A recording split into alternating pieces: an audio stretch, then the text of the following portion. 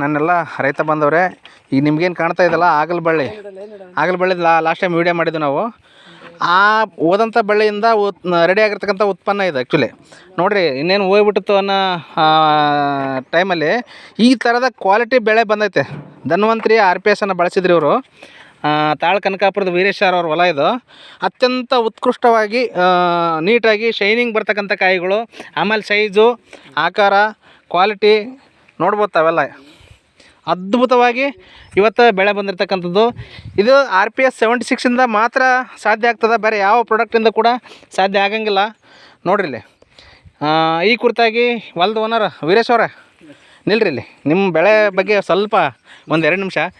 ನಿಮ್ಮದು ಈ ಆಗಲಬಳ್ಳಿ ಎಲ್ಲ ಹೋಗ್ಬಿಟ್ಟಿತ್ತು ಸರ್, ನಮ್ಗೆ ಹೆಂಗಾರ ಮಾಡಿ ಉಳಿಸ್ಕೊಡ್ರಿ, ಇದರಿಂದ ಬೆಳೆ ತೆಗಿಬೇಕು, ನಾವು ಭಾಳ ಇನ್ವೆಸ್ಟ್ ಮಾಡಿರಿ ಅಂತ ಕೇಳ್ಕೊಂತಿದ್ರಿ. ಇಲ್ಲ ಸರ್, ಮರ್ಯಾದೆ ಪ್ರಶ್ನೆ ಸರ್. ಮರ್ಯಾದೆ ಪ್ರಶ್ನೆ ಇತ್ತು. ದಾರಿ ಹೊಲ ಬೇಕಾರೆ ಅದು ಸರ್ ಕಾಣ್ತಾ ಇದಲ್ಲ, ಅದು ದಾರಿ ಇವ್ರದ್ದು.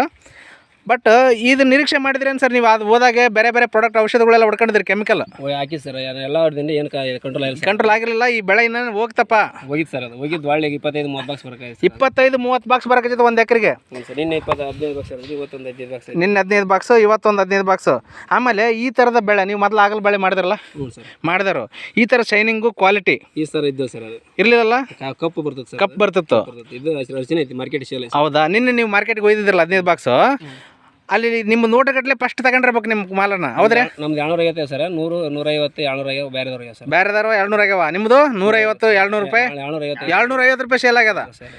ಅದೇ ಥರ ಉಳಿದಂಥ ನನ್ನ ರೈತ ಬಂದವ್ರೆ RPS ಈ ಥರ ಕೆಲಸ ಮಾಡ್ತದೆ. ದಯವಿಟ್ಟು ನಿಮ್ಮೆಲ್ಲ ಬೆಳೆಗಳಿಗೂ ಕೂಡ RPS ಬಳಸಿರಿ ಅಂತ ಹೇಳ್ತಾ